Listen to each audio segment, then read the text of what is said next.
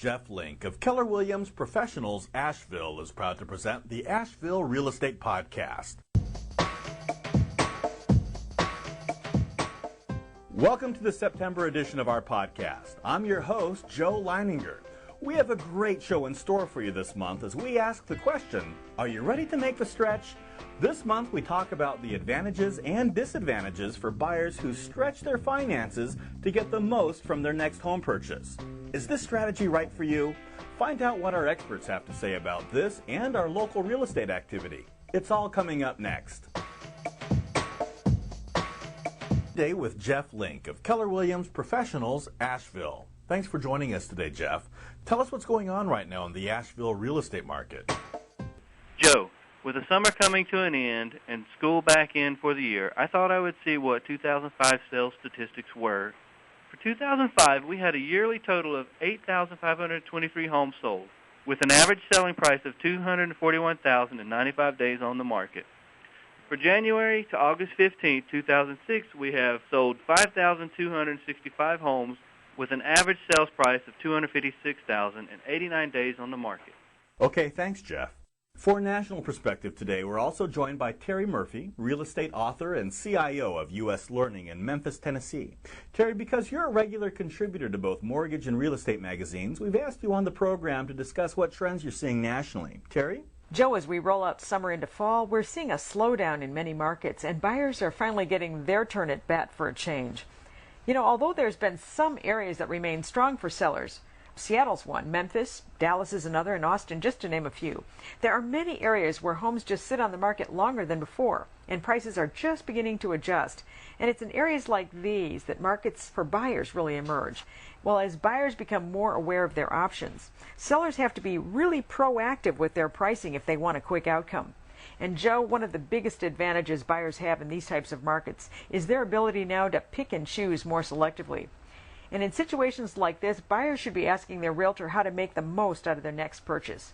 Terry, what types of things come to mind? Well, Joe, one of the biggest questions buyers face is whether or not they should stretch their finances to get that bigger or nicer home of their dreams.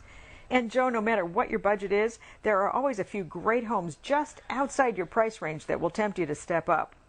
And it really doesn't matter if you're looking at a $200,000 home or a property in the $1 million range. The temptation is always there to stretch for that little better location, bigger floor plan, or maybe freshly remodeled interior.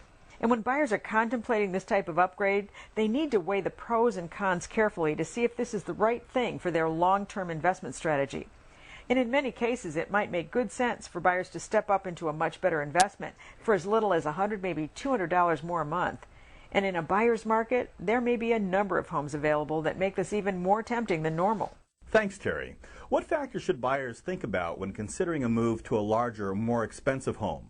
Jeff, how do you advise your clients? It really depends on a number of factors, Joe. We try to counsel people on what will work best for them because every buyer's situation is a little different. There are times when stretching for the bigger home is a good strategy. First of all, by investing in a nicer house today, you can often save yourself a lot of time, effort, and money in upgrades over the next few years. A surprising statistic shows that most people move every 4 to 5 years. By getting that nicer home today, you can spend these next years actually enjoying your home instead of working on it to make it better. Another reason some buyers like to stretch into a nicer home is because real estate always appreciates over the long term. Land will always be in limited supply. If your plan is to stay in your next home for a while, stepping up can really make sense. Although prices may fluctuate over the short term, real estate will always be in demand. By stretching to get into a nicer home today, buyers can lock in their future dream home at today's prices. This really makes sense when you compare home prices from 5 or 10 years ago. A third advantage of buying the bigger home today is that your mortgage interest is tax deductible. That's one of the biggest benefits of home ownership right there. When you think about the added cost of stepping up to that nicer home, it really isn't as much as it first appears. It's as if the government is encouraging you to make that stretch, which makes it easier for a lot of folks. Like Terry said, adding just $100 or $200 to a home payment can make a big difference in the home you get. Do you see any downsides to doing this? Oh, sure. There are times when stretching finances to purchase a nicer home doesn't make as much sense. One reason for this is if you're likely to sell the home in a short period of time, as I mentioned before, home prices may adjust over time. And if you're not planning on holding on to your home long enough to ride out those market adjustments, You could actually lose money. There are better short-term investment strategies than this. Another factor that could keep you from stepping up is job security. Banks try to take some of this into account when they underwrite your mortgage, but they can't see the future. If you feel there's a need for caution, then playing it safe might be the best strategy. A lot of couples have two incomes that can offset some uncertainty. Still, you need to be realistic about your employment situation, especially when buying a home. A third reason not to push your financial limits is if you have a smaller down payment. We want to avoid situations where we owe more than our home is worth. This happens more easily when there is little to no equity and the market dips.